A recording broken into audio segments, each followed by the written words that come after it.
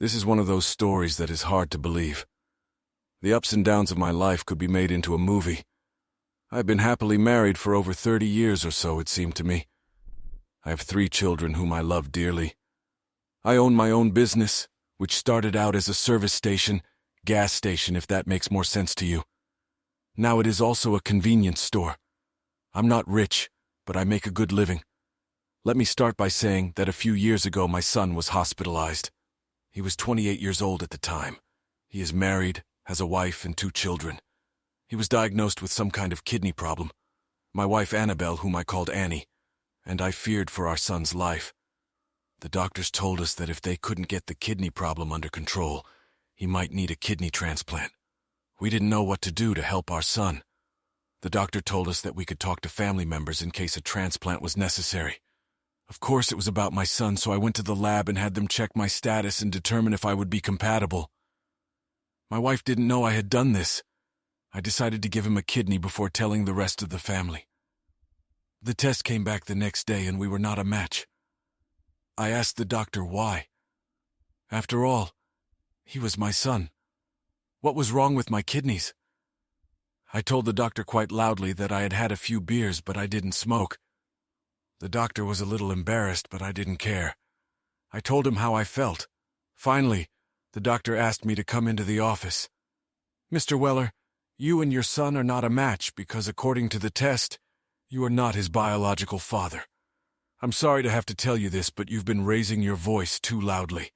I will tell you that we've made mistakes before, so my assistants are running the test again." I was almost in shock as I walked out of the office. He's been my son for 28 years. I can't believe this is happening. I didn't want to tell Annie about it just in case there was a mistake. I have to say that when I saw her, I looked upset. Everything you can imagine went through my head. What about Janice, my oldest daughter, or Mandy, the little love of my life? Were they my children? Janice was 26 at the time and Mandy was 20. God, how I hoped the doctor was wrong. It had been 2 days and I still hadn't come to my senses. Of course, part of that had to do with the possible death of my son, and part of it had to do with whether he was my son at all. Annie, Brad's wife, Gail, and I were sitting in the waiting room. The doctor came out and said, "I have good news." I was so happy I thought he was going to tell me that the test was wrong and that my kidneys were perfect. But instead he had good news, or rather better news for Brad. Brad's kidneys are responding to treatment. He won't end up needing a transplant. In fact, his body is adapting so well to the treatment that he could be discharged in a couple days. He'll have to watch his diet, but otherwise he should make a full recovery. Everyone was so happy for Brad. The women were crying and Annie kissed me. There was so much relief on her face. I haven't told her about the test yet.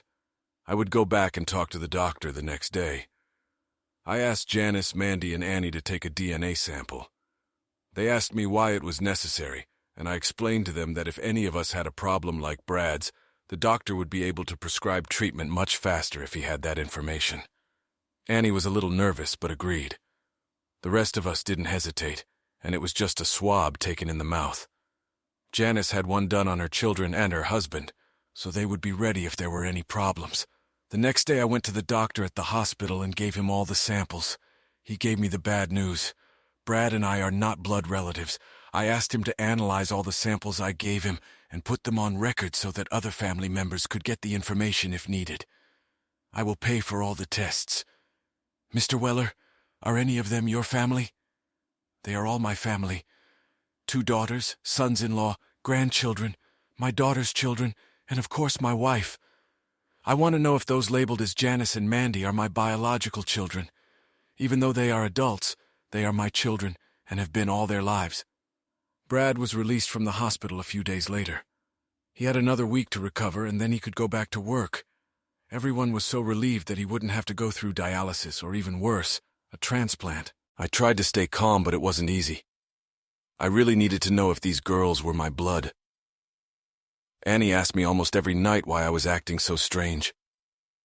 I simply told her that we had been through a lot in life, and I was thinking about our children, and it wasn't a lie. I came home from work one evening and Annie was sitting in a chair at the table looking through some papers and crying. I realized it was the results from the hospital. They must have come in the mail. "When did you do it, and why?" she asked me. "I went to get my kidneys checked to give them to my son. Since I was his father, I figured it was my responsibility. When the doctor told me I was not his biological father, I sent the test to the girls. I don't know if they are mine or not. When I was picking up the papers, Annie said, 'Janice isn't yours, but Mandy is.' At this point, she was crying hard. What happens now, Dan?" I stood there, unable to find the words. I didn't know what was going to happen next. After 30 years of marriage, I had just learned that my 2 children, whom I had supported their entire lives, were not mine. I looked at Annie. We talk and talk some more. Maybe we'll stay together. Maybe we'll split up. Dan, that was over 28 years ago. Can't we leave the past in the past? No, we can't. You had sex with someone, and I want to know whose children I've been supporting their entire lives. According to these tests, Janice and Brad are brother and sister. That means you've had sex with someone for at least 5 years, so it wasn't a one-time fling or a mistake. Who the hell were you having an affair with? Hell, it must have happened in the first year of our marriage. It was Harvey. I had an affair with him. It was stupid, wrong, but it's over. It seems to be all over. Ever since Harvey Kittle died about 25 years ago. He was one of our best friends, and you slept with him. Did his wife Mary know about it? Did she participate in your sexual escapades? Please, Dan, let's not discuss this. I love you. This is all ancient history. Can't we just move on? Are you out of your mind? What the hell is going on with you? We got married, and within a year you started sex with Harvey. You have his child, who I raised as my own, and 2 years later, while you're still sleeping with him. We had a daughter who I'm raising as my own as well. If he hadn't died shortly after Janice was born, you'd probably still be having sex with him. Thank God at least one of my children belongs to me. Are you ready to explain all this? Annie was crying, but I wasn't buying it. I wanted to know the truth. I deserved to know the truth. Unlike the movies, I could handle the truth. I know you and Harvey have always been friends. I always loved him. But he chose Mary over me. He got her pregnant. I loved you too, but not as much as Harvey.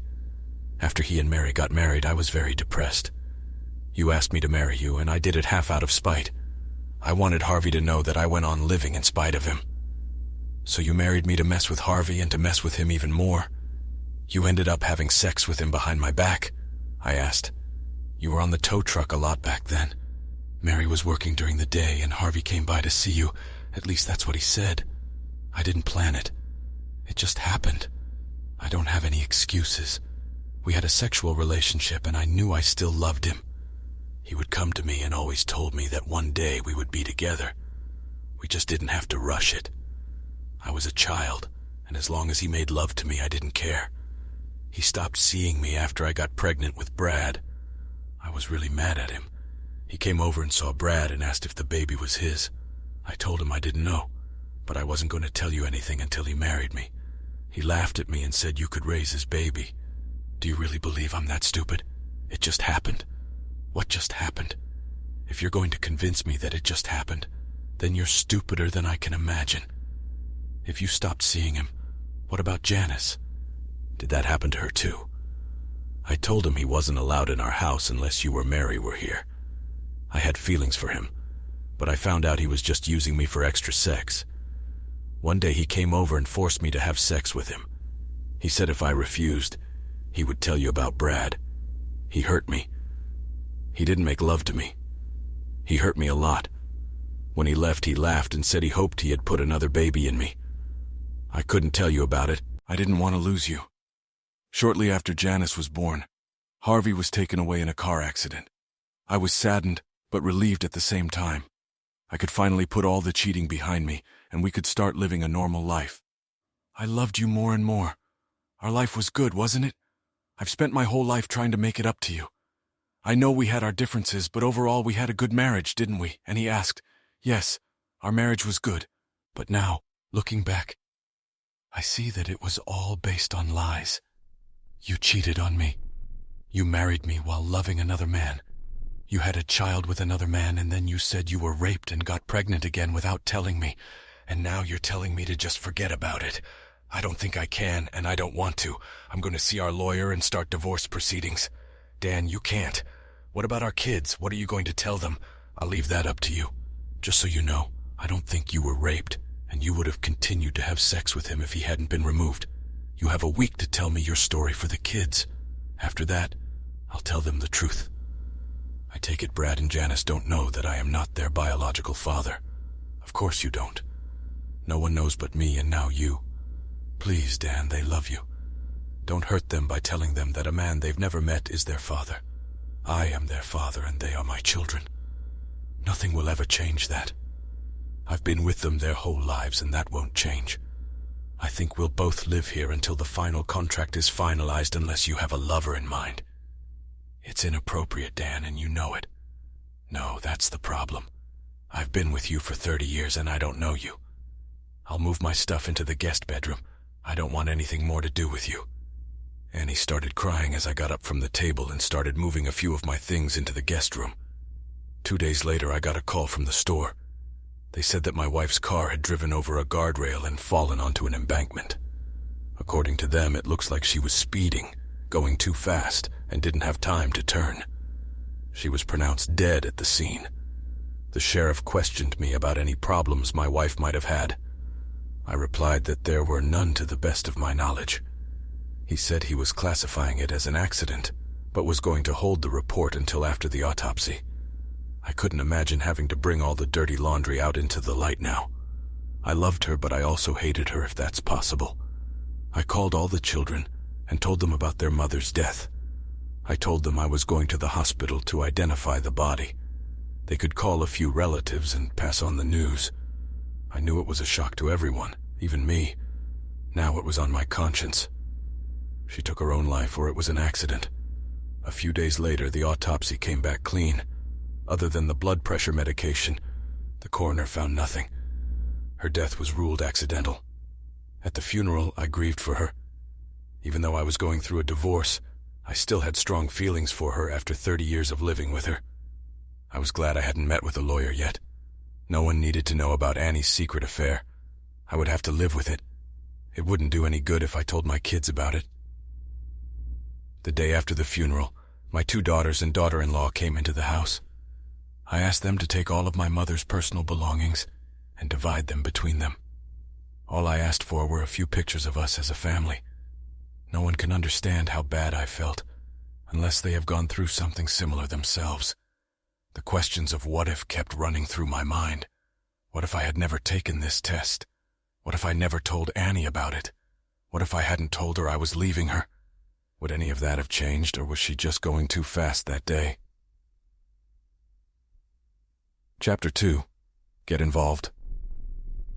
This all happened 2 years ago, just before the holidays. And here I was alone again for the holidays.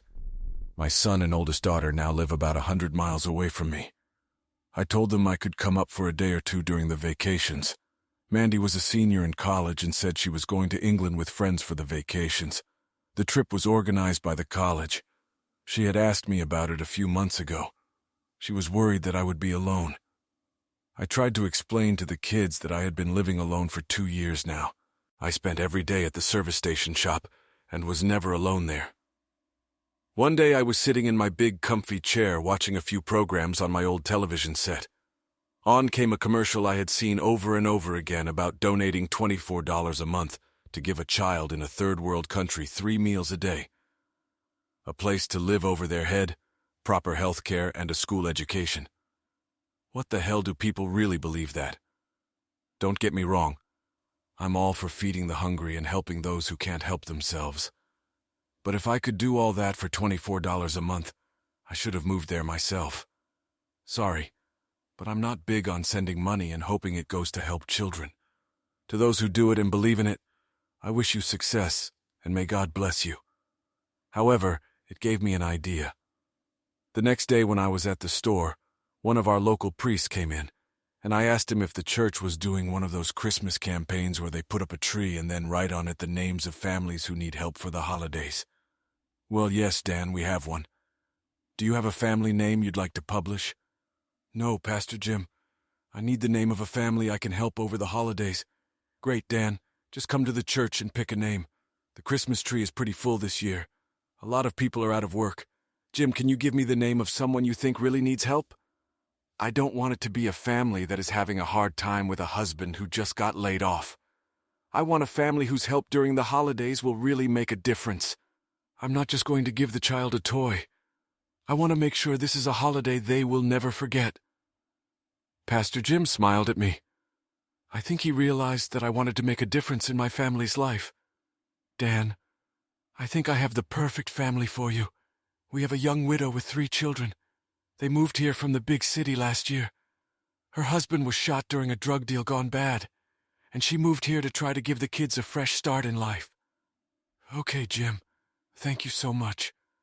I know I'm not the church-going type, but I want to help someone this year. I'll come by later and get the name of the family. When I told Pastor Jim that I didn't like church, he understood what I meant. I believed in God or something bigger than myself. When Annie was alive, I went to church twice a year. I always heard a sermon about where Jesus was born and when he died on the cross. The rest of the time I attended weddings and funerals.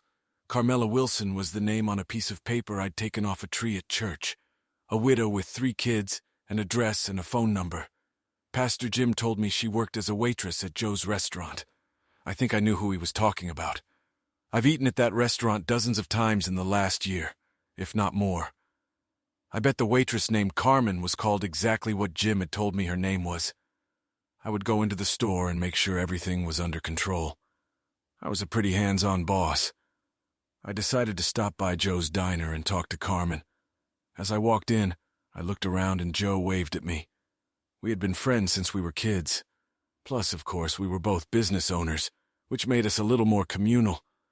I sat down at one of the tables and looked around. It was the time between breakfast and lunch, so it was pretty sparse. I noticed Carmen, who smiled and said she'd be right over. A little information about Carmen. She was in her early 30s, a pleasant-looking woman, but hardly classifiable as beautiful. She was neat and attractive with shoulder-length dark hair. She had nice legs and a normal bust, however normal it was. It stuck out, but you couldn't put a beer on it. She definitely wasn't thin, but she wasn't fat either. Hell, explaining a woman's facial features is harder than I thought. She had a nice smile, that much I knew for sure. "What can I do for you?" she asked.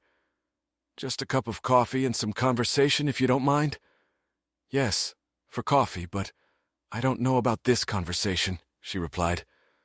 "I'm sorry, I don't know how to talk to women. This is not a flirtation. I picked your name on the tree at church and I want to be your friend for the holidays. Look, I'm not really sure what you want. I'll just go get you some coffee." I watched as she went to talk to Joe, and he shook his head when she came back with my coffee. "Okay, Joe says you're fine.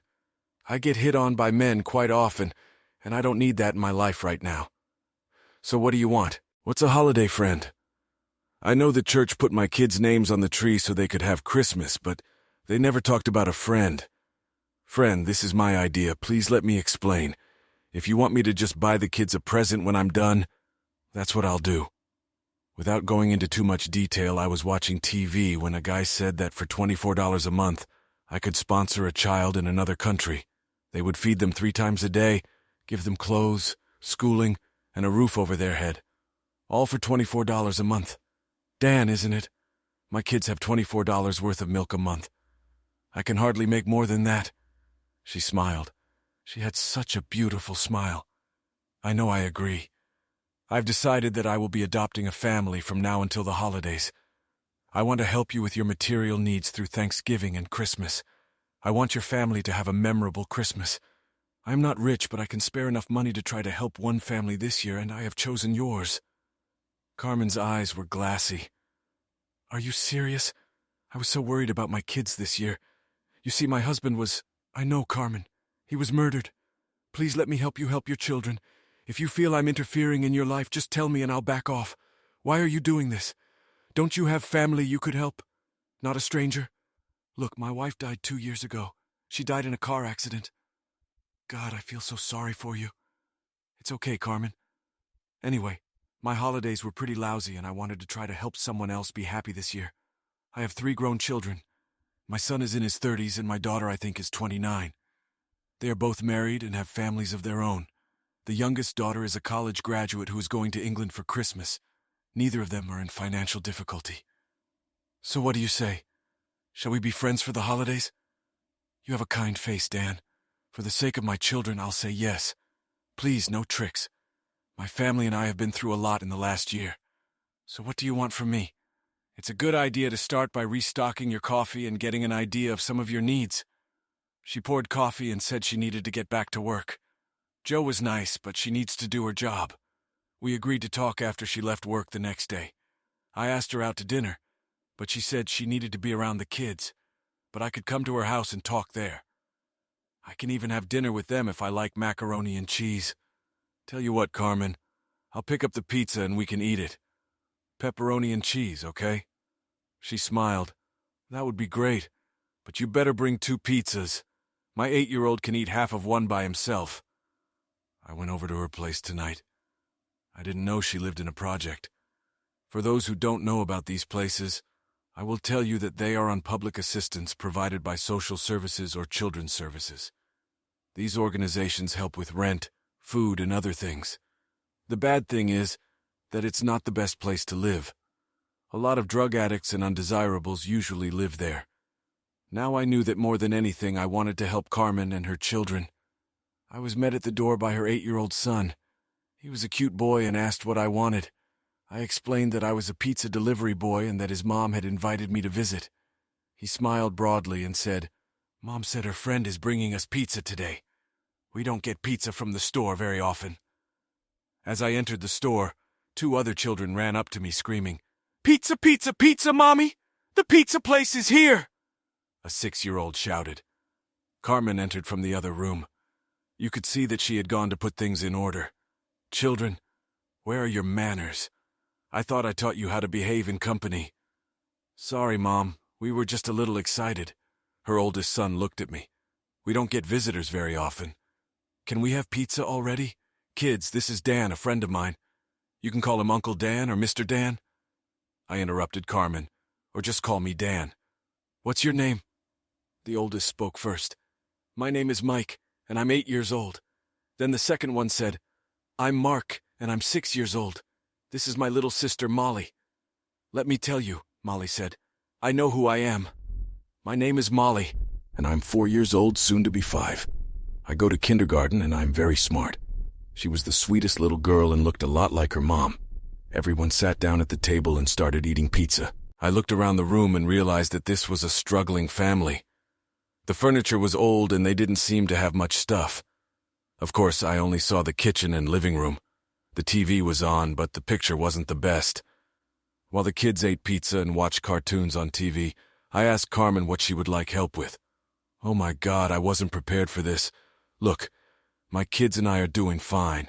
We eat pretty well, but they like what the other kids have, and I just can't afford to buy it for them.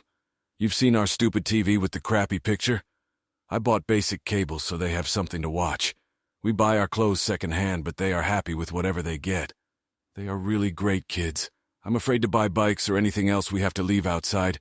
I know they'll get stolen. So Dan, take this to heart. My kids would love any gift. Okay, I'll see what I can do to help. Your children do seem very good. Mike, since you're the oldest, don't you think everyone would like to go to the movies on Saturday? I heard there's a new Harry Potter movie coming out. Wow, that would be great. Mom, can we go? Can we? I think so, but only if you kids behave yourselves for the rest of the week. Carmen, you know this is about you too. Maybe we'll eat at McDonald's while we're there. Molly looked up at me. I like McDonald's.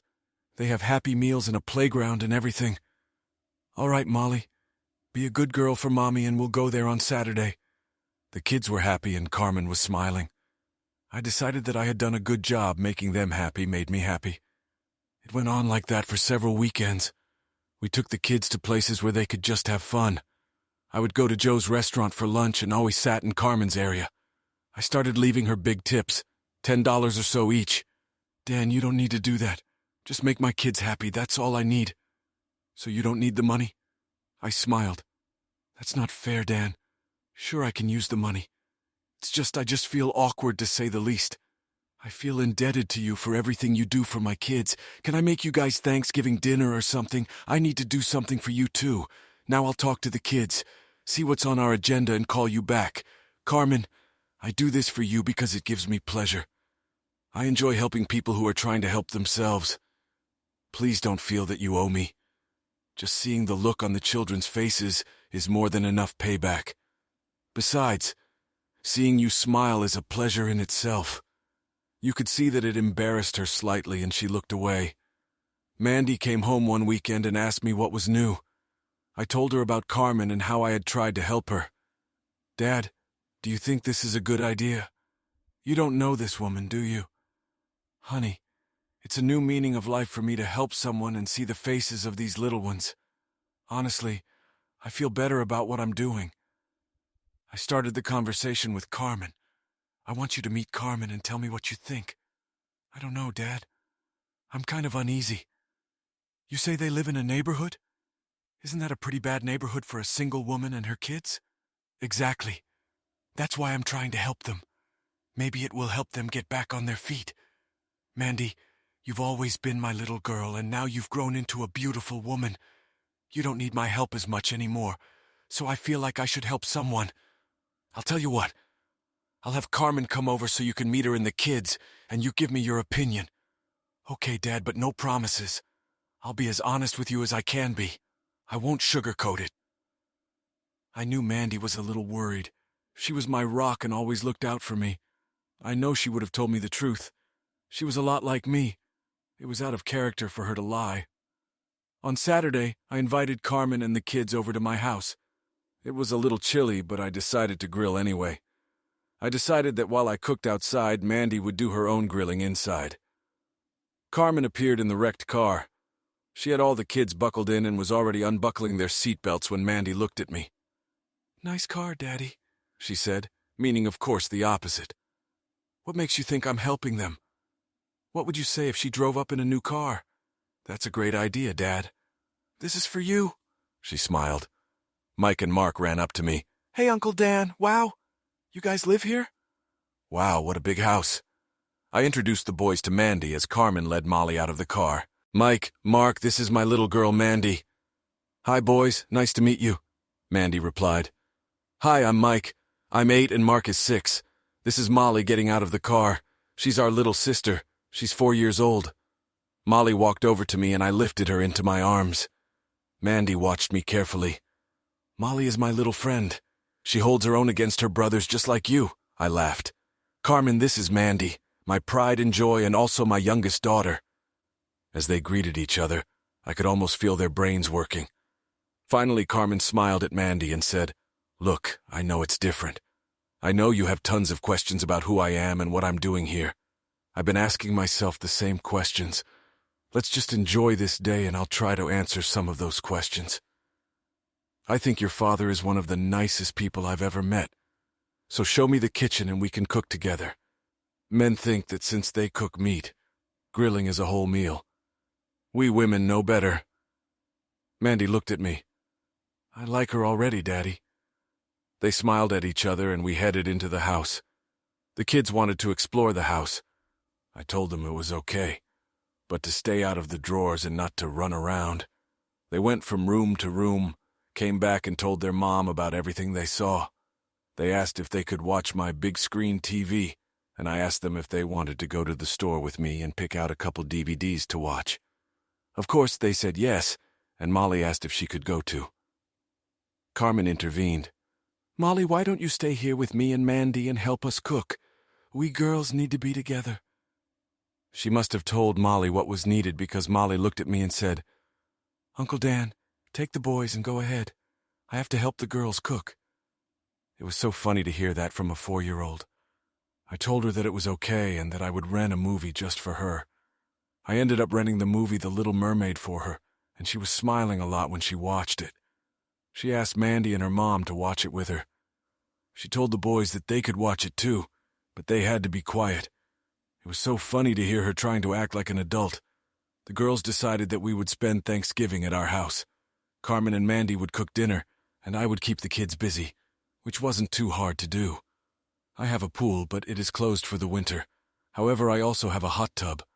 The kids were going to bring their bathing suits and soak in it. Afterwards, they would watch movies on the big TV. We had over a month to plan Thanksgiving dinner, so Mandy said she would contact Brad and Janice and let them know about dinner at our house. She would also tell them about Carmen and the kids. Also, that anyone who wants to use the hot tub should bring their bathing suits. I had a nice chat with Mandy after Carmen and the kids went home. Dad, Carmen is a very nice person.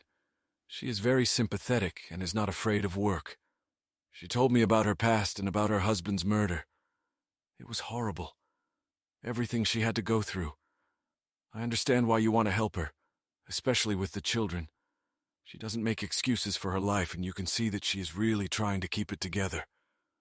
I have to tell you, Daddy, that I think she really cares about you. Of course she will. I'm helping her and her family. I hope she will be grateful to me at least a little.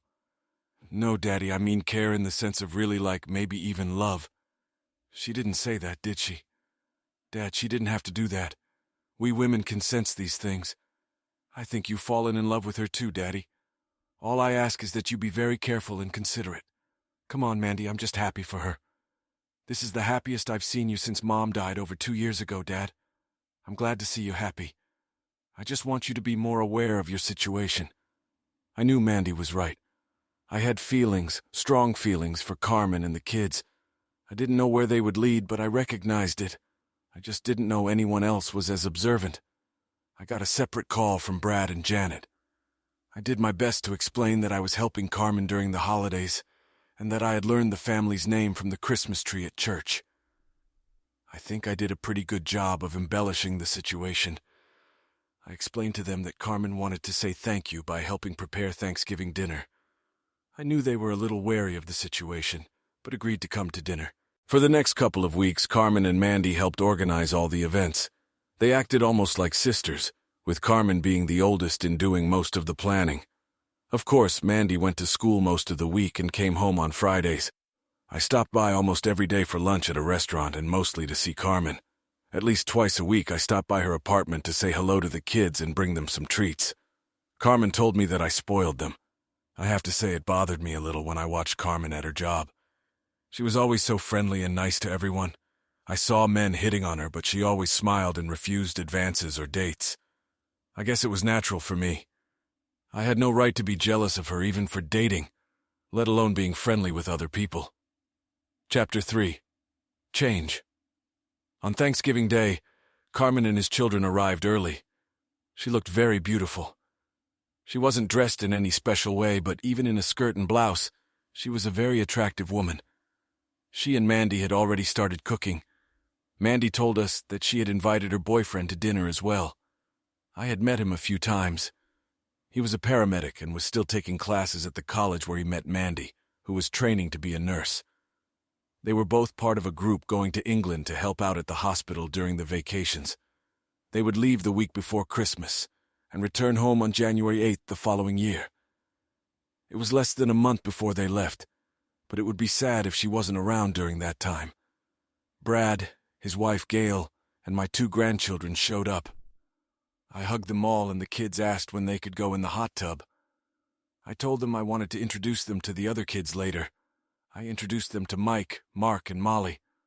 All the kids seemed to get along great with each other. We walked to the kitchen, and Mandy hugged her brother and started introducing him to Carmen.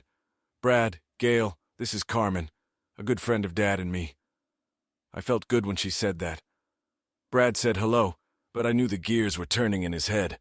Gail said hi and asked the girls if they needed help. No sooner had everyone gotten back to cooking than Janice and her husband Rob came in. We started getting reacquainted, and Janice's kids ran down to the basement to play with the other kids. In the basement, we had a lot of games, coloring books, and things like that for the kids. It had been completely remodeled and had a TV and DVD player, so there was plenty for the kids to do. The women went back to cooking, and we guys tried to stay out of their way. I knew the guys wanted to know more about Carmen. I tried to explain her story to them without showing my feelings. I guess I wasn't very good at it. She looks good, Daddy. How old is she? About the same age as me? Brad asked. She's 31 years old, Brad. She's a wonderful person and deserves a little help. Rob put in. Daddy. He always called me Daddy. Aren't you afraid she might fall in love with you or you with her? Look, I'm a widower and she's a widow. Of course, she's much younger, but if something happens, so be it. Dad, you haven't been with her? This is kind of inappropriate and definitely personal, Brad. Since you're my son, I'll tell you. No, believe it or not, I didn't even try to kiss her. I'll tell you right now that she's a wonderful woman, and I care about her. I'm sorry, Dad. I know it's none of my business and you must miss Mom. After all, it's been 2 years. This has nothing to do with your mother. In case you haven't noticed, I'm a very lively person, and if I find someone attractive, that's my business. I suggest we change the subject, and actually, we'd better go check on all the kids. Your wives are cooking, and you two had better babysit. We went downstairs and watched the kids. Carmen's children seemed to get along fine with each other. Every few minutes, Molly came up to me to talk. I knew it bothered Brad, but Rob thought she was the sweetest little girl. Mandy went downstairs and brought her boyfriend Ross down to introduce him to everyone. I've met him a few times, and I think he's met Brad before. After introductions, Mandy went back upstairs and Ross joined the conversation. I just met Mandy's friend Carmen. She's a very nice woman. Mandy told me that her husband was murdered. That's too bad. I called Carmen's kids over and introduced them to Ross. Good kids? Too bad their father was killed. I think it's great that you're helping them, Mr. Weller. Thank you, Ross. I picked a name off the tree at church and I actually found a family in great need. I didn't want anyone to know that I had asked Pastor Jim to find a certain type of family. So, Ross, what's new with you? School and work must be taking up a lot of your time. Yes, that's true, but we're going on a trip in a couple weeks, although it's work-related. I'll have a chance to get away for a while and be with Mandy. How are you and Mandy doing? Brad asked. Ross looked at me, then back at Brad. I love her and I'm thinking of asking her to marry me when we're in England, in front of Big Ben, you know, the big clock. Mr. Weller, do I have your permission to propose to her? Ross, you don't need my permission. Mandy is a strong-willed woman and quite capable of making her own decisions. If you need my blessing, you'll get it. Is that a sure thing? Should I ask her? I think so, but please, none of you mention it just in case. I will try to find out if she is ready to get married before I pop the question. I love her, but I want a yes answer, he replied. Our lips are sealed, Ross, and good luck to you. I understood how he felt. Truth be told, I felt the same way he did. But I knew it was best not to talk about it right now. The afternoon went wonderfully. Dinner was fantastic, and everyone seemed to enjoy themselves. The kids took turns swimming in the hot tub. I couldn't get any of the adults to go in it. Carmen told me, maybe another time. I knew I would hold her to that. As the evening wore on, Mandy and Ross left to be alone. I helped Carmen clean the house. Janice and Gail came over and helped. When we were done, Brad and his family were just about to leave. Brad told Carmen that it was nice to meet her and wished her luck. He hoped everything would work out for her. Before leaving, Janice pulled me aside. Daddy, Carmen is a good person, but she's too young for you. Where did that come from? I'm helping her. Dad, she loves you. Any fool can see that. We asked her if she was dating and she said she had a boyfriend. Daddy, you are that boyfriend. Otherwise, she wouldn't have come here today. Just be careful, Dad. After everyone left, Carmen gathered the kids and told me she had a great time. She liked my family and thought they were all nice. I don't know why I did it, but I leaned forward and kissed her. It was a long, soft kiss. When we pulled away, tears came to her eyes. You didn't have to do that, Dan. I have to go. She picked up the kids, who quickly said goodbye to me and got into the car. I went to the car window and said to Carmen, I'm sorry. I stepped out of line. Please forgive me. The problem is, Dan, I've wanted you to do this for so long. With those words, she pulled her old car off the road and headed home. I didn't hear from her on Friday, Saturday, or even Sunday. I was worried about what I had done. On Monday, I went to the restaurant, but she wasn't there. Joe told me that she had to take Molly to daycare today and would be back in a little while. I had to stop by the store and decided to come back at lunchtime. But one of my employees was sick, and I had to stay and work my shift. I tried to give Carmen some space after I crossed the line. After all, I was supposed to be a vacation buddy, not her lover. I got home and then my phone rang. I looked at the caller ID and saw that it was Carmen. Hi, Carmen. I'm so sorry. Dan, our apartment was broken into. I just got home from taking the kids and someone took our stuff. Even the old TV. All we have left are our clothes, she cried. I don't know what to do. The police are here now taking a report. They thought it was someone looking for things to pawn for drugs. We don't have anything of value, but they took what little we had. God, how awful it was to hear her cry. Carmen, get your suitcases or bags or something and put the kids' clothes in there. I'll be there in about 15 minutes. Everything will be fine. I promise you. Dan, I didn't know who else. It's okay, Carmen. I'm glad I was the one you called. Now go pack your things and I'll be there soon. I took the car and went to get Carmen and the kids. Molly was crying and said she was scared. I told her everything was going to be okay. I would take them all back to my house. Carmen looked up at me in surprise. I thought you were dropping us off at a motel for the night. No, you're all going home with me. Put all the stuff you packed in your car. Take my car and the kids. I'll drive yours with your stuff. She didn't ask any questions. She just did what I said. I talked to the police officer and told him they could contact her at my house. I gave him my phone number if he needed to contact us. He told me that they probably wouldn't get any of her stuff back. She didn't list anything of real value that they could trace. All they did was trash the apartment pretty badly. I thanked the officer, got into Carmen's clunker and tried to start it. I was unable to start it. The officer helped me start it and I headed home. When I arrived, Carmen and the children were sitting on the porch. It's open. Why didn't you come in? You weren't here, and we weren't just going to walk in. Carmen replied. Come on, boys. Help me get all these bags in. Mike, you and Mark take your stuff to the bedroom with the bunk beds. If it's Molly's stuff, or your mom's stuff, put it in the front bedroom. The one across from Mandy's room. You know which one? Yes, sir. The boys' stuff is upstairs. The girls' stuff is downstairs. If you're not sure, put it in the living room and your mom will decide for herself. Carmen, you need to come and talk to me. Molly, why don't you help the boys and make sure they do it right?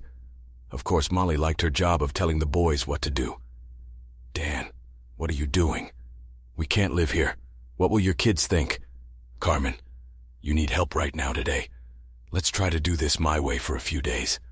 That will give us time to figure out what to do. You and Molly can share the front bedroom, and the boys will be more than comfortable upstairs. Dan, the boys have school, and Molly has kindergarten. I have to work, and how does living here get in the way of that? You just have to leave about 15 minutes early. I can help too. I'll drive Molly or the boys to school. Call them tomorrow and explain that your house was broken into, and that you'll be driving the boys to school. Give my name so I can drop them off and pick them up. It'll work out, Carmen, I promise. Dan, I care about you. I like you a lot. Your kids know that, and I need you to know that. Did you tell them? I asked. No, women just know it. Men, I don't know. Men think differently. I don't know about your son Brad, but Mandy, Janice, and Gail all know. I'm sorry. It's not just something I can hide. I wear my feelings on my sleeve, I guess.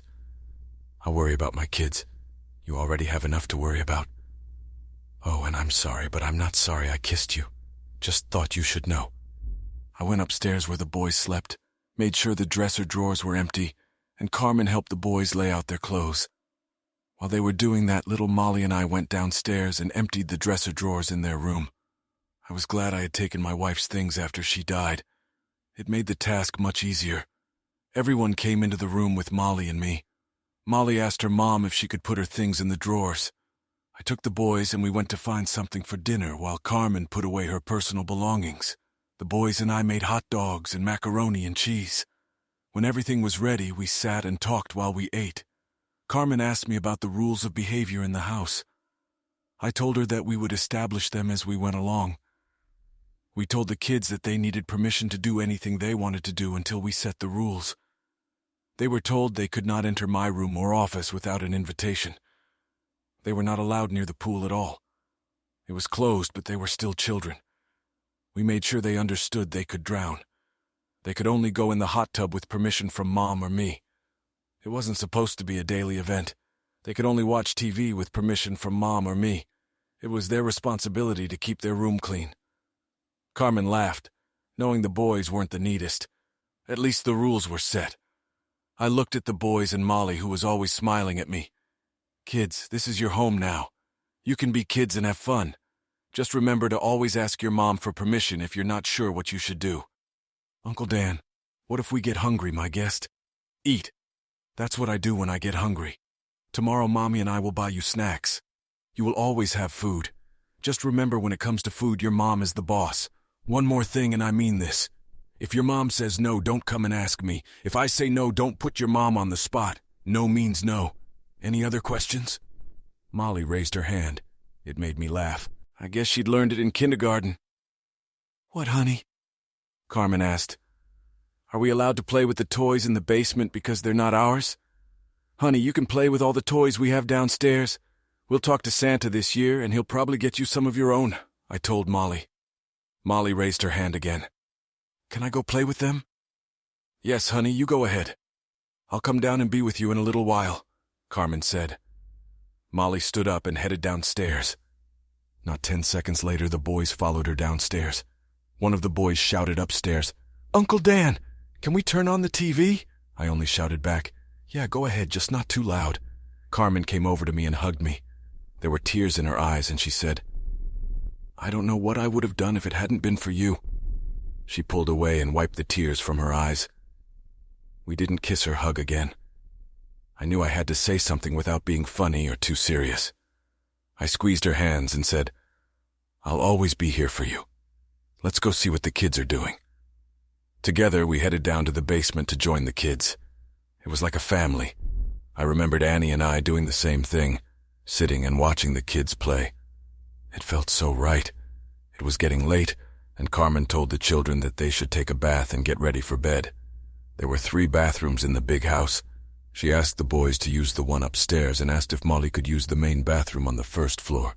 Carmen, this is your home now. Of course, Molly can use the big tub and shower. I'll use the shower in the basement if I need to. Please make yourself at home. While Carmen got the kids ready for bed, I went to my office to do some work on my books. When I looked up, I saw Molly looking at me through the doorway. She was dressed in her little nightgown. I could tell she had just gotten out of the shower. Hi, Molly. Do you need anything? I want to kiss you goodnight, but Mom said I can't go into your office until you say so. Come on in, sweetie. She ran into the house, and I had to lean back in my chair as she climbed into my lap. She wrapped her little arms around my neck and kissed my cheek. Good night, Uncle Dan, she said. Good night, sweetheart. Where's Mommy? She's upstairs arguing with Mikey and Marky. Well, let's go see if we can help. Molly ran onward and up the stairs, and I followed her. We caught them in the middle of their conversation. But Mom, Mike always gets his way because he's older. I just asked for the top bunk, and he said he's older, so he gets his pick. Carmen looked at Mike and Molly, and I just stood back and listened. Is that what you said, Mike? Did you say you get everything first because you're older? Yeah, I guess, but I'm older than my mom, and I need to be treated like I'm older. Mike, you're 2 years older than your brother. That should make you 2 years smarter.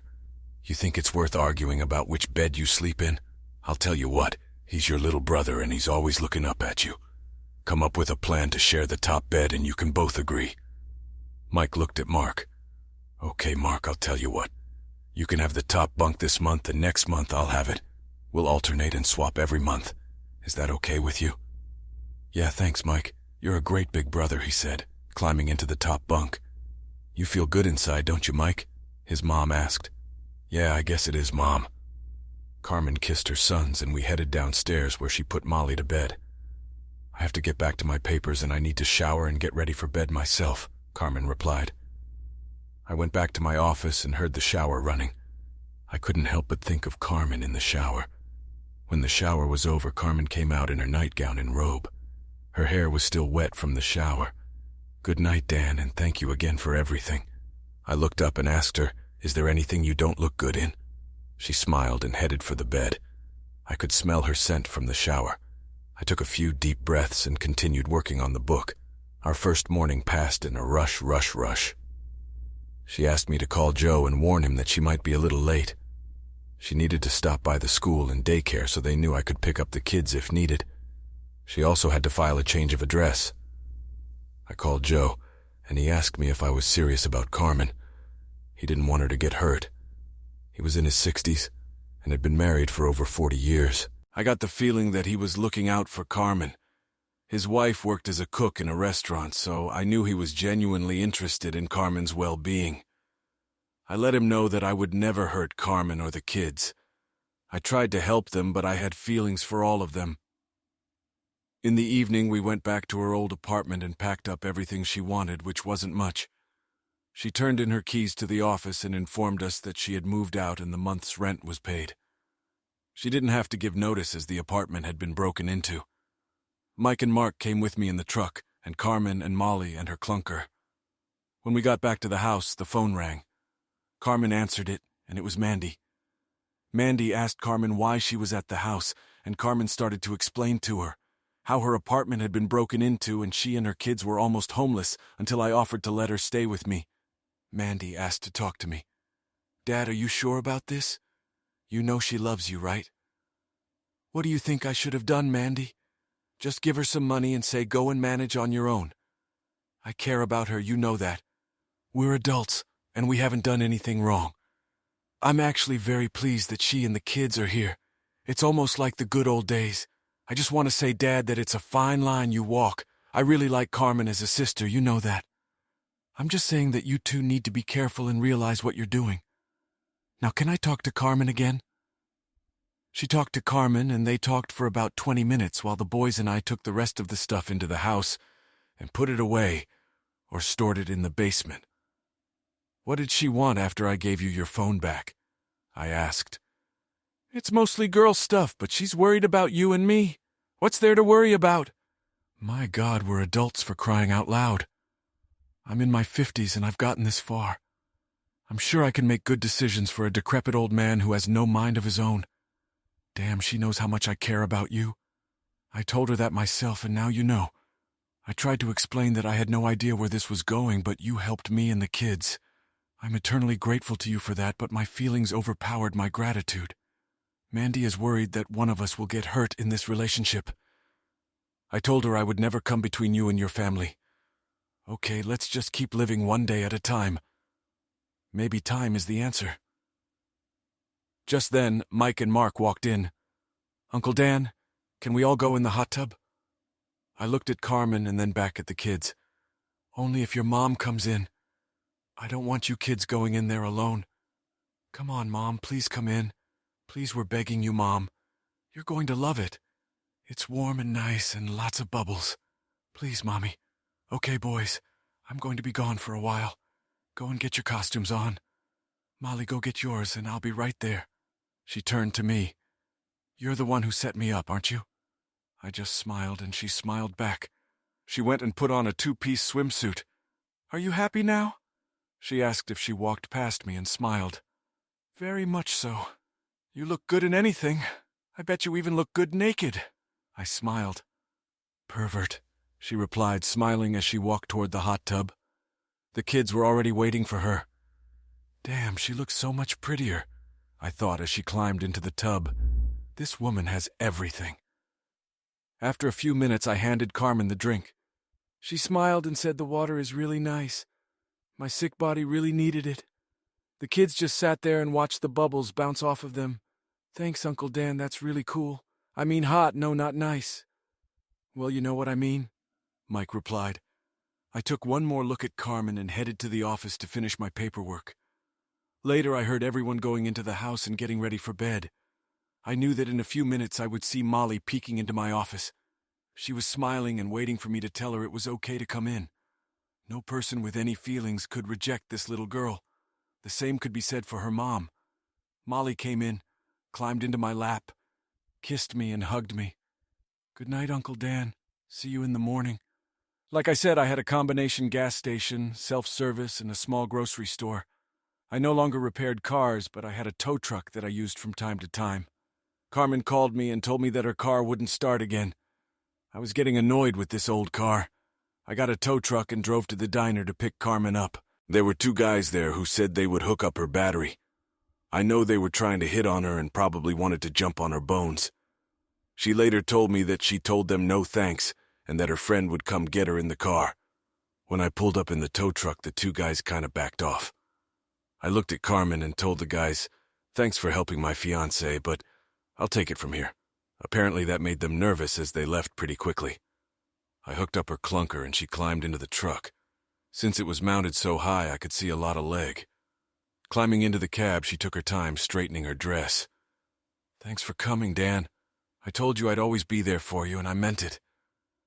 Are you mad that someone else offered to help me?" "Yes and no.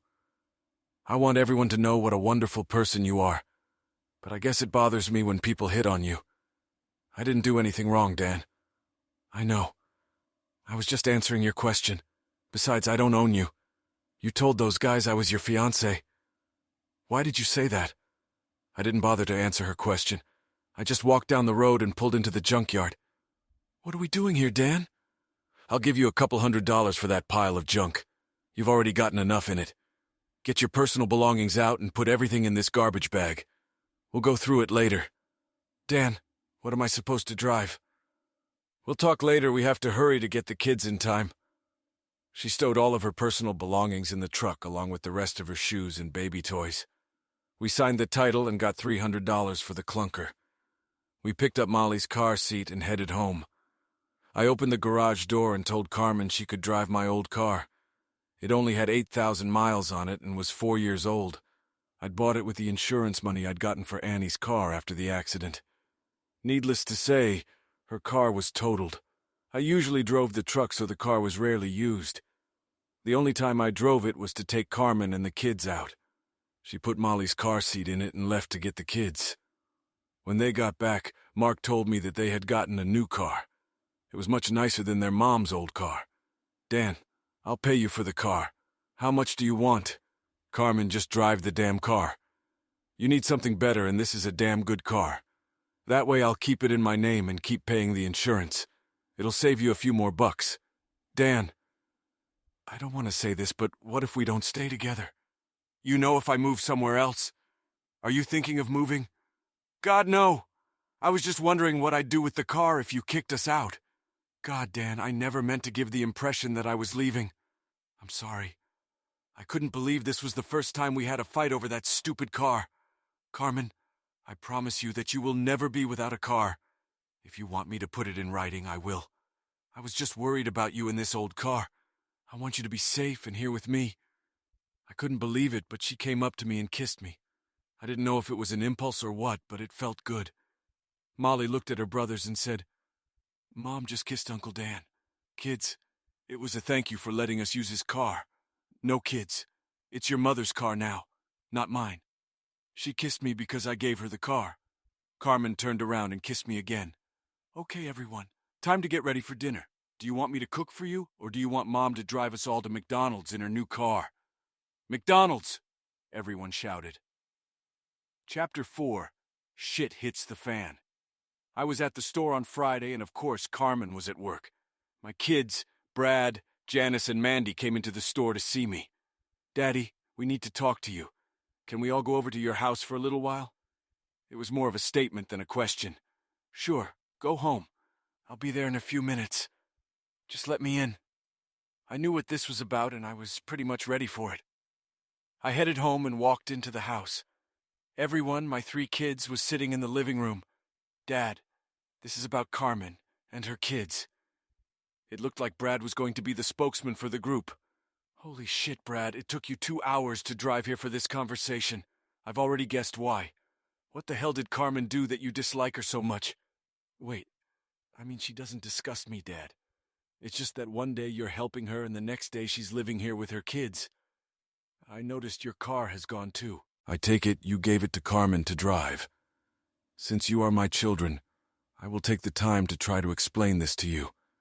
But before I begin, I want to tell you that I'm rather disappointed in all of you. Dad, I think this woman is using you. I think you're lonely, Mom, and then this woman comes along and you fall in love with her and she feels it. She knows you have needs and she meets them. You fell in love with her, and now she knows she's got it all worked out and her kids are well taken care of. Mandy jumped up.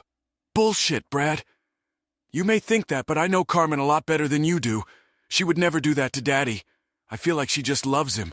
And to be honest, I think Daddy loves her too. I'm here more to support Daddy and Carmen than you, Brad. Brad, if you weren't my son, I'd probably knock you off your chair. Let's start with Carmen breaking into the house. What do you think I should have done, Brad? Give her money? Maybe avoid her and tell her it's her problem. Brad, I did what my heart thought was right, not my groin. Janice spoke up. Daddy, are you telling me that you never had sex, Janice? No, Carmen and I have never been intimate yet. Not that it's any of you guys' business what we do. Now for the big surprise, I'm thinking of asking Carmen to marry me. What? Brad said. Dad, you hardly know this woman. She's got a lot of baggage, not to mention 3 kids. Dad, I have to agree with Brad. Carmen is closer to my age. Isn't she awfully young for you? Janice asked. Look, guys, I'm on my own. All 3 of you are on your own, or almost on your own as far as Mandy is concerned. I found a woman I care about and according to Mandy. And of course, Carmen, she cares about me. I have a large house that I'm willing to share with a beautiful woman and her 3 children. Why are you so against it? Brad spoke up. Okay, Dad, let's say you 2 love each other and want to be together. She has 3 young children. Do you really want to start over and raise 3 more kids? I'm crazy about 3 kids, playing with the boys like you and I did with Brad. Molly hugs me and sits on my lap like my 2 girls did when they were little. They are good kids, and I think I can make a big difference in their lives. Dad, you're looking through rose-colored glasses. These are not your children. They're not your flesh and blood like we are. Do you really think you can take care of and raise these kids for the next, say, 20 years, and they're not even your own flesh and blood? I'm sorry, Dad, but I don't think you want to spend that many years raising children who aren't even yours. What do you think, Janice? Do you think they should be my flesh and blood too? Daddy, I don't know. I love you, Daddy, and you will always be my father. Will you be able to raise someone else's child? I really don't know. Janice, let me phrase it differently. You would have loved me all your life if I hadn't been your father. Of course, you've known that since you could think for yourself. Would you consider me your father, or would you consider someone else your father? You're my father, and it's too hypothetical. I don't know what I would think. I guess since you've been paying my bills all my life and raising me as your own, I'd consider you my real father. I don't know what that has to do with you raising Carmen's kids. I'll be back in a minute. I have something to show you. I went back and got all the DNA tests that had been done for us. When I came back, I tried to explain some of it to the children. Mom and I have been keeping some secrets from you. We were never going to tell you about what I'm about to show you. It might even be a mistake to show you now, but this thing with Carmen's kids has gotten out of hand. I love those babies, and I know I could be a good father to them. I'm going to show you my reason right now. I handed each of them copies of their and my DNA. What is it, Daddy? Janice asked. These are the results of Brad and your DNA test. See, it says here that you are brother and sister. That means you have the same biological parents. And here are Mandy's results. And as you can see, not all of the same blocks are marked here. That means it's likely that only one of her parents is likely to be yours and Brad's. Mandy began to cry. Are you telling me you're not my biological father? No, Mandy. Here's my DNA. I'm not Brad's or Janice's biological father. Everyone was completely shocked. There was complete silence while their brains digested the information they had received. What, Brad shrieked? Bullshit. You've always been my father? Janice cried. Is that why you asked me about my father, Daddy?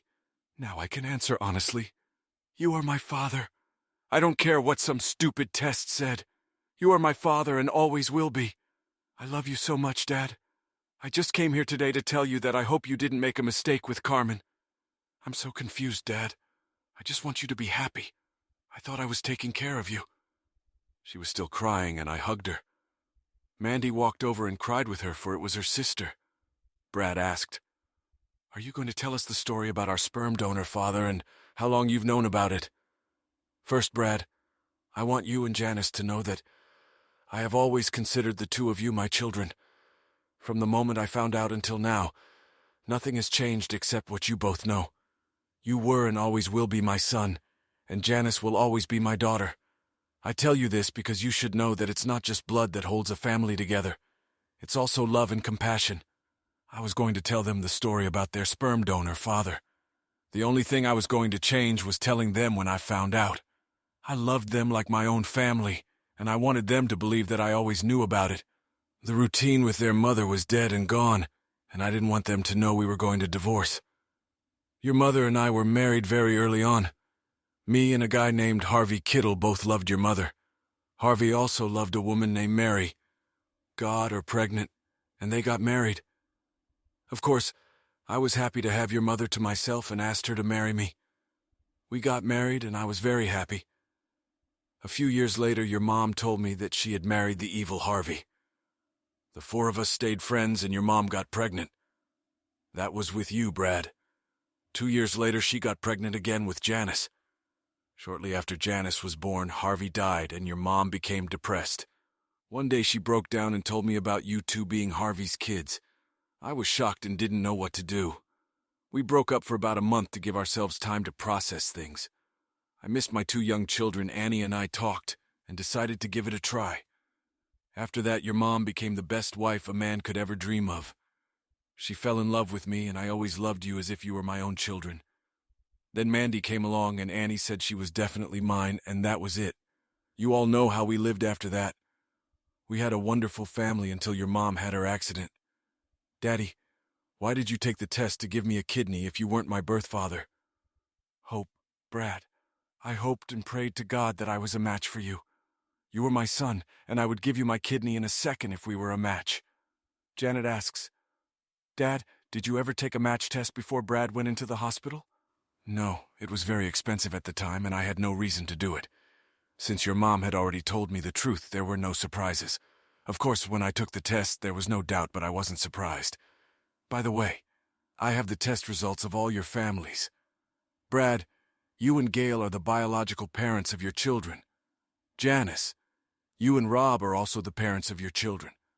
Just in case you wanted to know now that we've talked about it, you don't need to tell anyone about this conversation. Your mother was a good mother and wife. Let's just leave it at that. I'm sorry, Dad. I made such a fool of myself. I guess I was thinking more about how it would affect us than how it would affect you and Carmen. At those words, my son began to cry. I hadn't seen him this emotional since his mother's funeral. Brad, I know that in situations like this, people are always worried about their inheritance. It's not a good thing, but that's how real life is. I think you guys are more worried about your inheritance than Carmen and my well-being. I think reality set in when I saw Brad and Janice looking at the floor. Look, you 3 will always be in my will. My estate is arranged so that each of you will get a fair share. I just want you to know that I am disappointed that you have not shown compassion for Carmen and her children. Janice was still crying.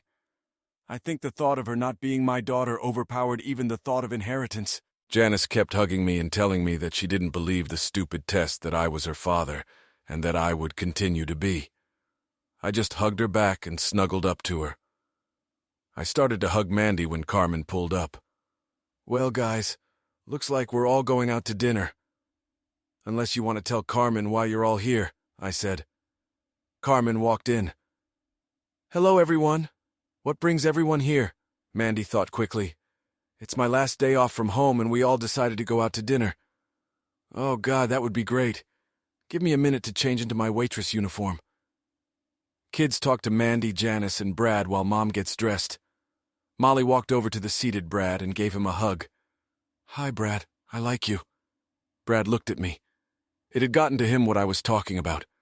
Mike walked over to Janice and asked, You brought your kids so we can play. We are learning to share our toys better. Janice replied, No, honey, they're home. Maybe you can come over after Christmas and see them. May I, Uncle Dan, please? I've never been to their house. We'll see, Mike.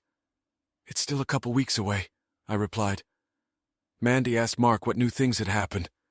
We bought a new car and Mom kissed Uncle Dan. Everyone was looking at me. Carmen walked in and saved the day. Yes, Mike, I kissed him twice for letting us use the car. In fact, we're going to use it right now to drive to dinner. Come on, kids, get back in the car. Uncle Dan will be driving, so you all have to sit in the back. After we ate, Brad came over to us and we talked privately. "I'm so sorry, Dad. I'm a fool. I shouldn't have questioned you. No. You're right to wonder about what might affect you, Brad. It's just the way you did it. I want you to question my actions if they bother you a lot. We'll discuss this like father and son until we understand each other." He smiled when I said father and son. Later I talked about it with Janice, too. I wanted my children to always know that I was there for them. To this day, I don't know if I made the right decision in telling them, but it was done. Mandy asked if I would babysit because she wanted to go Christmas shopping with Carmen. I asked if they could grab something from me, too. I gave them a list and hopefully enough money. I told them they could leave the items in storage and I would pick them up later. I wanted to buy the kids bicycles. Every kid should have a bike, and they now lived in a neighborhood where they could ride them. I pulled Carmen aside. "Do you need money for shopping?" "No, I'm not shopping for myself. Just for you and the kids for Christmas. I got this $300 when my friend sold my old car. I knew she was too proud to take more money. She wanted to give the kids nice things without spoiling them. That wasn't easy to do. I asked Carmen if I could use her car to take the kids shopping, and she laughed. "Just be careful with it and don't eat in it. I only got it a few days ago." She smiled. I took the kids to see Santa and take pictures with him. I told all three of them that we are shopping for Mom for Christmas. They can pick out the gift they want to give her. "Uncle Dan," Mark said, "I don't have any money. I want to buy my mom something nice." "Okay, kids, here's what I'm going to do. I'm going to give each of you $20 for shopping. It's only for your mom, not for yourselves. So look for things that cost less than $20. "Uncle Dan, can we carry the money ourselves?" Mike asked. "Okay, but keep it in your pocket so you don't lose it. Only take it out when you're ready to pay for the gift." I gave each boy a $20 bill, and they folded them up and put them in their pocket. Molly had a little purse with her junk in it, and we found a place in it for her money. Of course, the kids had no idea what money was and were looking at very expensive things. Seeing that this wasn't too good, I took them to a store geared towards kids. They walked the kids around the store and showed them what they could buy with the money they had. I told the clerk that if they wanted to buy anything extra, to let me know. I couldn't believe how hard these little ones were working to find the right thing for their mom. The oldest Mike came up to me and asked if I would lend him $5. "Uncle Dan, Mom loves unicorns and he costs $25. Could you lend me the difference?" "Well, Mike, you said on loan. That means you have to pay me back. I'll offer you a deal. I'll give you the difference and you wash my truck. Deal?" "Thank you, Uncle Dan," and ran back to buy the unicorn. Mark was watching movies. I walked up to him and said, "Mark, you're supposed to be shopping for your mom." "Yes, Uncle Dan. Mom likes Titanic, the story about the ship. She also likes the movie Shrek. It made her laugh. I don't have enough money for both movies, and I'm trying to decide which one to buy. Take them both, Mark. Here's the extra money you'll need. When Mike washes my truck, you have to help him." "Thanks, Uncle Dan. Mom will like them." I looked at the woman trying to help Molly. Molly continued to shake her head negatively. "What's the matter, Molly? Can't you find what you need? None of them smell like Mom. I want one that smells like her." I looked at the saleswoman and whispered, "White diamonds." She whispered back to me, "Sir, the little girl has only $20 and the white diamonds are worth $50. Tell her you have a special offer on this bottle, and she can have it for $20 and I'll give you the difference." Molly said, the saleswoman, "I have a bottle of perfume. Does it smell like your mother?" "That's it. This smells like Mom." "Do I have enough money?" Molly asked. "You're a lucky girl. This is our last bottle and it's worth exactly $20. Molly smiled broadly, opened her small purse and pulled out the money. We picked up our purchases and headed over to see Santa. I held all the presents while the kids talked and took pictures with the big guy in red. Afterward, I asked the kids if they wanted to help me find a present for Mandy. She is going to England, and I wanted to buy her some new luggage. I had already paid for her trip as a Christmas present. The children were happy to help me. Of course, I acted as if I really needed their help. I walked over to where the luggage was lying and waited for one of the boys to notice it. "This way, Uncle Dan. The suitcases are here. Thank you, boys. Now I need to set with 5 items in it." Of course, the boys knew their numbers and looked around until they saw a set with 5 pieces of luggage. "I want to help, Uncle Dan." "What can I do?" Molly exclaimed. "Honey, you can pick a color for Mandy. Pick a color that you think she will like." Molly walked over to the set, which was bright pink. The boys told her that it should have 5 pieces, but the pink one only had 3. Molly kept looking and found one that was a dark shade of blue.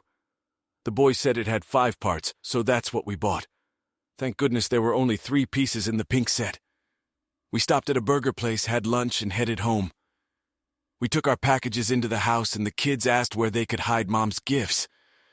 They gave them to me to put them in the office.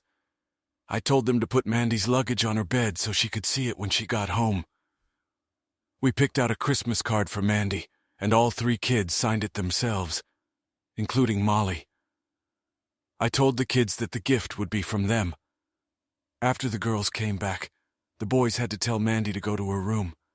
Sure enough, she saw the luggage and a card from the kids. They were all grinning like Cheshire cats looking at Mandy. She hugged and kissed each of them, thanking them for the wonderful gift. The next few weeks flew by. Between work and the children's school visits, we kept busy all the time. We bought a tree and put up Christmas decorations. It was the first time in 3 years that I had a Christmas tree. The presence of the kids made the whole holiday season beautiful. Mandy went to England, and we told Janice and Brad that we would visit them on the 26th, the day after Christmas. The preparations for Christmas were very hectic, but the evenings were wonderful. Every night the 5 of us would sit in the living room and watch all the Christmas programs. I knew that's what I wanted to do. I went shopping and bought Carmen a few things and just gave her a gift certificate to a women's store. I figured she could buy what she wanted. I went to a jewelry store and bought her an engagement ring. Then I bought her a very sexy red satin and lace nightgown. These 2 things were my special gift to her. Christmas morning came and the children were excited. The boys came downstairs and said Santa had come and there were all kinds of presents under the tree. I told them to look in their stockings and I made coffee myself. It was such a beautiful sight to watch the 3 kids that morning. Even more beautiful was the happiness and joy that appeared on Carmen's face every time one of the children opened a present. Carmen opened presents from his children. She was so excited. From Mark she got her favorite movies, from Mike she got a unicorn, and from Molly she got perfume. Molly said, "Mommy, that was the last bottle and I just had enough money." Carmen looked at the bottom, saw the $50 price tag, looked at me and smiled. I got some nice gifts from Carmen. I didn't expect her to buy me anything, but it was all so nice. She said Mandy told her what I liked and she did her best to buy me what she could. I had 3 cards on the Christmas tree. I addressed one to each of the children. I hid each of them a bike somewhere in the house and they were told where to find it. I have never seen 3 happier children receiving their first bikes. Molly already had a bike, but we bought her training wheels to start with. We bought them from Mark too, but we knew he wouldn't use them. His older brother didn't have them. While the kids played with their toys, I handed Carmen her big box of sexy nightgowns. "Wow, that's beautiful." "What made you buy it?" Carmen asked. I held out a small package to her. "This comes with it." When she opened it, she cried. When she opened the box and saw the ring, I asked her to marry me. She cried and hugged me. "Why, Dan?" "Why? Because I love you and these 2 months have been the best for me. I want you and the kids to be with me always." "So is the answer yes?" "Dan, the answer is no. Please hear me out before jumping to conclusions. I love you with all my heart. I am sincere about it. For now, the answer is no." "I don't understand. Is it because of my age?" "Dan, please let me finish." "No, it's not your age, it's us. We've only known each other for a couple months. It's been a couple of the best months of my life, but it's still only a couple months. You decided to help a family in need. You've done more for this family than you can imagine. After the holidays, things will go back to normal. People will be themselves again. I have a proposition for you." "Okay, I'm listening." "I want to rent out our rooms. I'll give you $200 a week to help pay expenses. You can have more if you let me.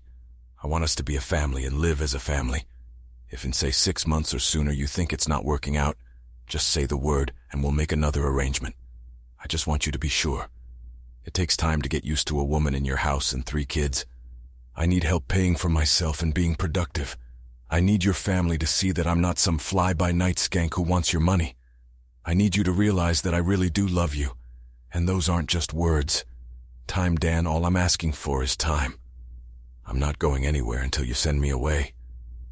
She handed the ring back to me and kissed me again. She asked if she could keep her nightgown. I think I understood what she was trying to say. We shouldn't rush into marriage right away, but we should make sure it's something we both really want. I figured I could live with that, but I was hoping to get closer to her sexually and lovingly. Our day was busy with the kids playing with their toys. It was cold outside, but since there was no snow, the kids wanted to ride their bikes. Carmen and I put on our coats and watched them ride their new bikes. About mid-afternoon, we got a call from England. It was Mandy. She was calling to let us know that Ross had proposed to her, and she had accepted. He proposed to her in front of Big Ben for hours. They're getting married next June. We told her how happy we were for her and wished each other a Merry Christmas. In the evening, we watched the movie A Christmas Story together, and then the kids went to bed. They all came in and thanked me for the best Christmas ever. I sat on the bed and listened to Carmen take a shower. I knew that when she was done, the wonderful smell would spread throughout the hallway. A few minutes later, the lights came on in the bathroom and then in the hallway. Carmen stood at my door in her sexy new nightgown. "Can I come in?" I didn't even answer as she walked in and closed the door. "Dan, like I told you before, I love you, but we need to postpone the wedding until you get to know me better. I wanted to start tonight. Will you make love to me?" I was stunned, but she saw the smile on my face. She walked over to the bed. I pulled back the covers and she slipped inside and lay down next to me. The only source of light in the room was the reading lamp I was using. I left it on so I could see the woman I'd been thinking about for the past 2 months. It was an unforgettable night. But when I woke up in the morning, she wasn't in my bed. I got up and looked into her room. She and Molly were sound asleep. I went into the kitchen and put the coffee on to boil.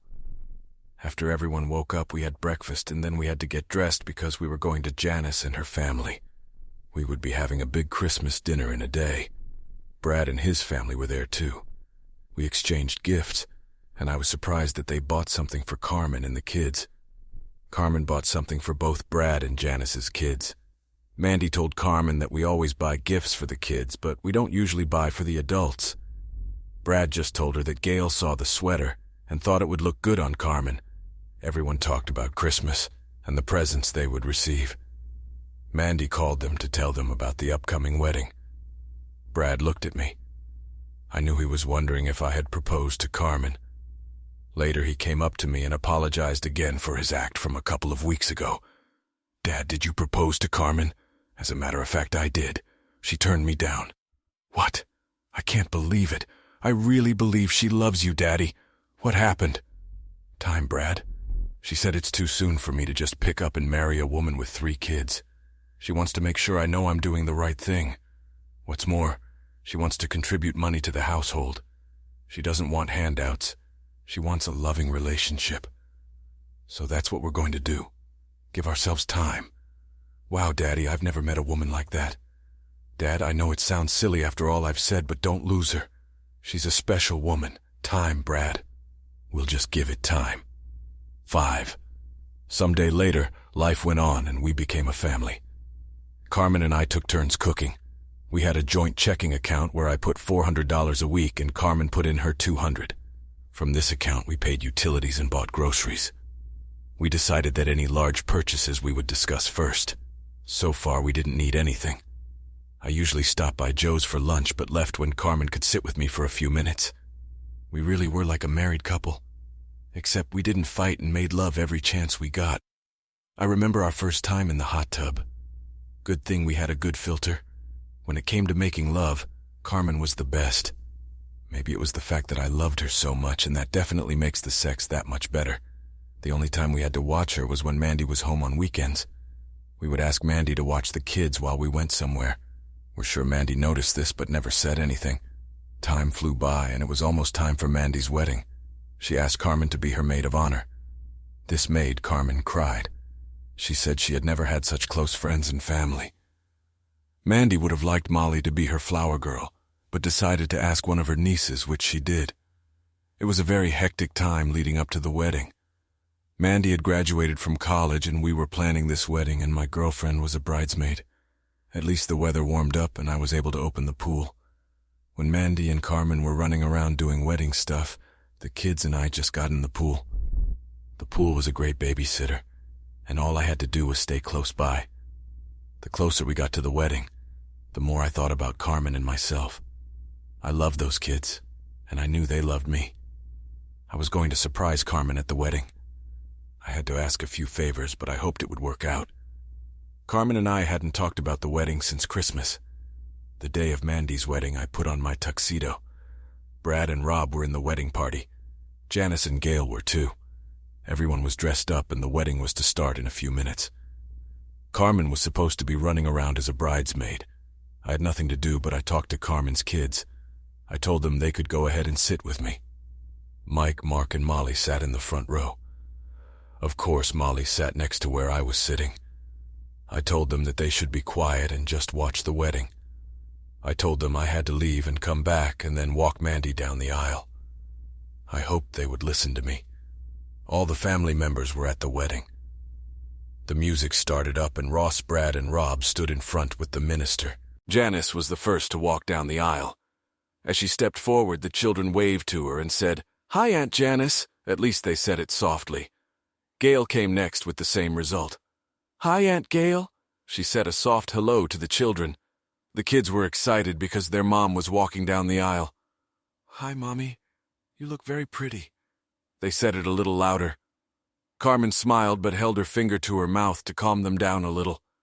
The flower girl and the ring bearer came next. They were Janice and Rob's children, so the kids kept waving at them. All the kids from both families were smiling. The music changed and Mandy walked down the aisle with me. We both had tears of joy running down our cheeks. As Mandy and I reached the front of the church, I heard Molly say rather loudly, "Wow, Aunt Mandy looks like a princess." There were a few chuckles from the crowd and I saw the smile on Mandy's face. I couldn't think of a better compliment. I stepped back and sat down. I looked up and saw my family. My daughter Janice, my daughter-in-law Gail, who I treated like a daughter, and my beautiful girlfriend, who I truly loved. There was also my baby girl getting married, and my future son-in-law standing there. And to his right was my son Brad and my son-in-law Rob. Rounding out the ceremony were my 2 grandchildren, the ring bearer and the flower girl. My other 2 grandchildren were seated with their grandparents. I was thinking about what a blessed person I am. I have such a wonderful family. I loved each and every one of them. At the reception, all the kids were pretty much together. Everyone was kind of looking out for them. We ate, and then the dancing started. I looked up, and on the first number, my Carmen came out to dance with me. "I love you, Carmen. I love you too, Dan." "Are you serious, Carmen? Do you really want this?" "Dan, I really mean it deep down," and she kissed me in front of everyone. She didn't usually do that. Our kiss has usually happened in private. As the evening went on, it was time to toss the bouquet. All the single girls came out, and Brad told Carmen to come out since she was single. She felt awkward, so she walked out onto the park. On the count of 3, Mandy threw the bouquet right at Carmen. Some of the girls shouted jokingly. Mandy then sat down, and Ross took off her garter. All the guys applauded when they saw a part of Mandy's thigh. Next, all the single guys had to go out and catch the garter, and then put it on the leg of the girl who caught the bouquet, which of course was Carmen. I was one of those guys. I stood there and Ross looked at me. "Sorry, guys. This belongs to my father-in-law," holding out the garter to me. Of course, everyone was curious about what was going on, including Carmen. She was asked to sit down as I was to put the garter on her leg. I stood on one knee as my hand slid the garter up her leg. When I reached her hip, I stopped, reached into my pocket and pulled out my wedding ring. I was already on my knees. "Carmen, I have waited another 6 months in the presence of all my family and friends. I ask you, will you marry me?" Everyone stood in complete silence waiting for her answer. Then Molly emerged from the crowd of people. She looked at her mother, who had tears in her eyes, and said, "Say yes, Mommy. Dan, I love you with all my heart. I will do anything to make you happy. Yes, I will marry you." Everyone started screaming. Mandy walked over to Carmen and they both cried. I doubt there was a single dry eye in the place, but I knew my eyes weren't dry when I walked over and kissed my bride-to-be. Epilogue. We are now happily married. Carmen quit her job at Joe's Diner and now helps run the gas station and convenience store. Everyone likes her and says it's nice to work at such a family-oriented place. We are deciding if I should adopt children. I told Carmen I wanted to, and she said it would have to wait a little while. Molly already calls me Daddy, and the boys sometimes call me Daddy, and sometimes Uncle Dan.